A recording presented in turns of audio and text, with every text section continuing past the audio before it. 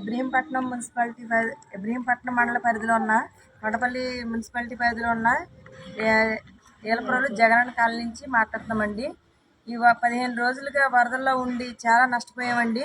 ఇప్పటికొచ్చి మాకు కరెంటు సదుపాయం కానీ రోడ్ల సదుపాయం కానీ లేదు.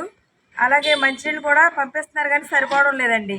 ఈ సమస్యలు పరిష్కరించండి. మాకు వెంటనే కొంచెం రోడ్లు ఏర్పాటు చేయండి.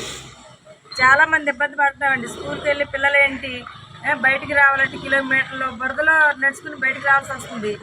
కనీసం తక్షణ చర్యలుగా మాకు రోడ్లు, కరెంటు, స్ట్రీట్ లైన్లు ఏర్పాటు చేయాలని ప్రభుత్వాన్ని అర్థిస్తున్నామండి.